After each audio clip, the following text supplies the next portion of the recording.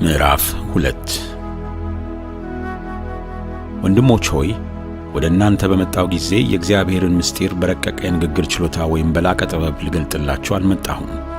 በመካከላችሁ ሳለሁ ኢየሱስ ክርስቶስን ያውም የተሰቀለውን እርሱን ብቻ እንጂ ሌላ እንዳላውቅ ወስኜ ነበርና ወደ እናንተ የመጣሁት በድካምና በፍርሃት እንዲሁም በብዙ መንቀጥቀጥ ነበር። ቃሌም ስብከቴም የመንፈስን ኃይል በመግለጥ እንጂ በሚያባብል የጥበብ ቃል አልነበረም።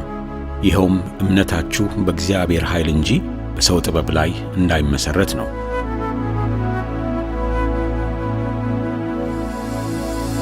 በበሰሉ ሰዎች መካከል ግን ጥበብን እንናገራለን። ይሁን እንጂ የዚችን ዓለም ጥበብ ወይም የሚጠፉትን የዚችን ዓለም ገዦች ጥበብ አይደለም።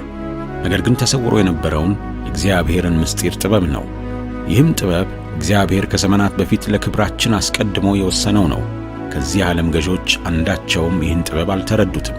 ቢረዱትም ኖሮ የክብርን ጌታ ባልሰቀሉት ነበር። ይሁን እንጂ እንደ ተጻፈው ዓይን ያላየውን ጆሮ ያልሰማውን የሰውም ልብ ያላሰበውን እግዚአብሔር ለሚወዱት አዘጋጅቷል። እግዚአብሔር ግን ይህን በመንፈሱ አማካኝነት ለእኛ ገልጦልናል። መንፈስም የእግዚአብሔርን ጥልቅ ነገር እንኳ ሳይቀር ሁሉን ይመረምራል። በውስጡ ካለው ከራሱ መንፈስ በስተቀር ከሰው መካከል የአንድን ሰው ሐሳብ የሚያውቅ ማን አለ? እንደዚሁም ከእግዚአብሔር መንፈስ በስተቀር የእግዚአብሔርን ሐሳብ የሚያውቅ ማንም የለም።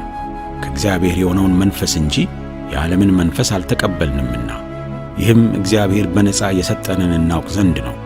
እኛ የምንናገረው ይህን ነው፣ ከሰው ጥበብ በተማርነው ቃል ሳይሆን ከመንፈስ በተማርነው ቃል እንናገራለን። መንፈሳዊ እውነትንም የምንገልጸው በመንፈሳዊ ቃል ነው። መንፈሳዊ ያልሆነ ሰው ከእግዚአብሔር መንፈስ የሆነውን ነገር ሊቀበል አይችልም፣ ምክንያቱም እንዲህ ያለው ነገር ለእርሱ ሞኝነት ነው። በመንፈስም የሚመረመር ስለሆነ ሊረዳው አይችልም። መንፈሳዊ ሰው ግን ሁሉንም ነገር ይመረምራል፣ ራሱ ግን በማንም አይመረመርም። ያስተምረው ዘንድ የጌታን ልብ ማን አወቀው?